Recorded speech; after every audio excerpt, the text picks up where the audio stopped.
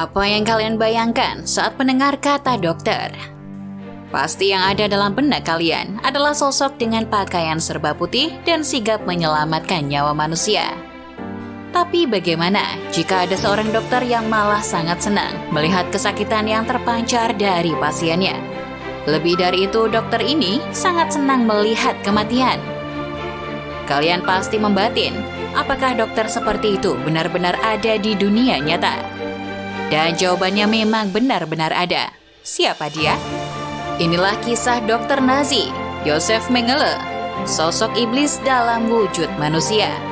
Joseph Mengele adalah anak pertama dari 3 bersaudara yang lahir pada 16 Maret 1911. Ia anak dari seorang pengusaha mesin pertanian yang sukses di Bavaria, Jerman. Namun meski sejak kecil, Joseph sudah biasa hidup berkecukupan. Ia tak memiliki ketertarikan sama sekali untuk menjadi penerus bisnis ayahnya. Ayahnya juga sadar bahwa Joseph punya minat pada hal lain, dan ia juga merasa kalau ada yang aneh dari putra tertuanya. Menginjak umur 19 tahun, Joseph meneruskan pendidikan kedokterannya di Munich. Selain menyukai dunia medis, Joseph juga punya ketertarikan khusus pada gerakan Nazi. Mulanya memang hanya sebatas tertarik, tapi lama-kelamaan, rasa ingin bergabung pada gerakan itu semakin besar. Oleh karena itu, pada tahun 1934, sebelum menyelesaikan gelar doktornya di bidang antropologi, Joseph masuk dalam pasukan paramiliter Nazi. Ia berposisi sebagai dokter sebelum akhirnya bergabung dengan The Third Reich Institute di Frankfurt. Di tempat itu, ia bertemu Ottmar Freiherr von Vosschow, orang yang menjadi mentor sekaligus partner dalam penelitian tentang anak kembar. Pengaruh Ottmar pada hidup Joseph bisa dibilang sangat besar, karena Ottmar lah Joseph bisa resmi masuk ke Partai Nazi pada tahun 1937 dan direkomendasikan menjadi SS atau Schutzstaffel, orang yang bertugas langsung dengan Adolf Hitler pada tahun 1938. Dan kisah kegiatan Joseph bermula sejak ia menjadi petugas medis dalam perang. Di tengah kesibukannya sebagai petugas medis pada tahun 1942, Joseph dipanggil pulang oleh Ottmar. Ottmar mengajaknya untuk bekerja sama di Kaiser Wilhelm Institute. Jawaban Joseph jelas ia bersedia. Mereka pun resmi bekerja sama untuk melakukan penelitian tentang darah murni. Akan tetapi, ternyata Joseph punya impian yang lebih besar dari itu. Ia ingin melakukan penelitian secara langsung pada manusia. Beruntung bagi Joseph, di kamp konsentrasi di Auschwitz, ada banyak orang yang bisa dijadikan bahan penelitian. Joseph pun melamar ke sana. Berbekal kekuatan sebagai seorang SS, tak ada yang sulit bagi Joseph untuk masuk.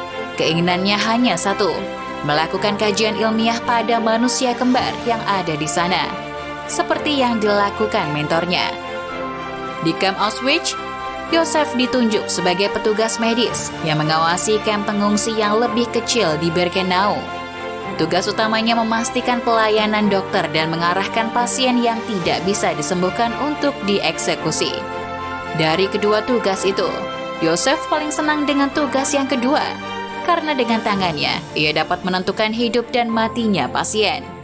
Setiap ada tawanan perang yang baru tiba, Joseph dan timnya akan langsung memprosesnya. Dia menyortir dari yang terlemah sampai yang terkuat. Yang terkuat akan dipekerjakan di kamp dan yang lemah, tentu saja, nasibnya akan berakhir di dalam ruangan gas beracun untuk dibunuh. 3/4 tawanan perang itu seringnya terdiri dari anak-anak, ibu-ibu, wanita hamil, lansia, dan orang-orang disabilitas atau orang yang punya masalah kesehatan. Orang-orang itu akan langsung dibunuh begitu tiba di kamp, dan sisanya bertahan sebagai tawanan dan dipekerjakan.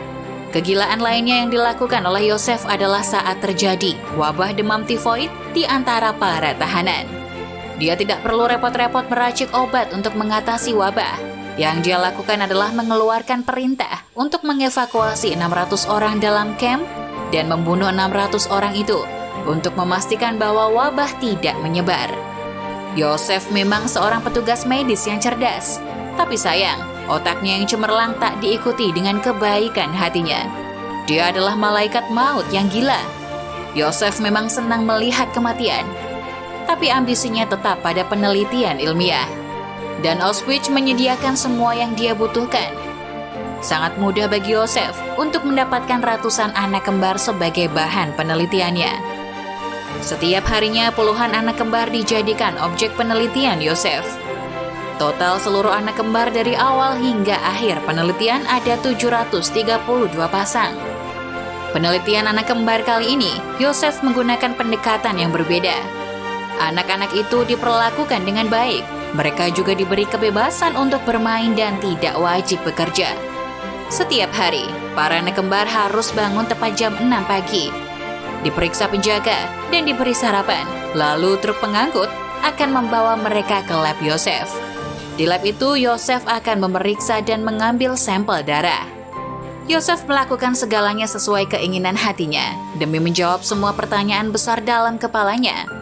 Seperti, bagaimana daya tahan tubuh orang kembar terhadap kuman dan virus?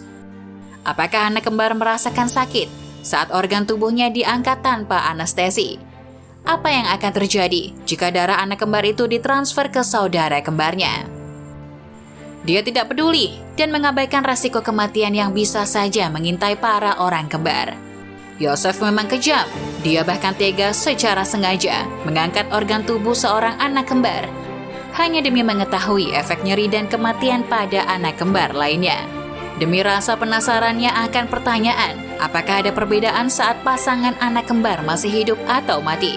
Dia tega menyuntikkan zat seperti kloroform atau fenol, zat untuk membekukan darah yang menyebabkan kematian pada objek penelitiannya. Kegilaan Yosef tidak hanya itu. Di eksperimen lainnya, saat dia ingin menciptakan mata biru yang merupakan identitas asli orang Arya, Yosef melakukan hal kejam. Dia meneteskan dan menusuk mata para tawanan dengan bahan tertentu. Tindakannya itu membuat para tawanan merasa kesakitan, menderita infeksi, bahkan kehilangan penglihatan.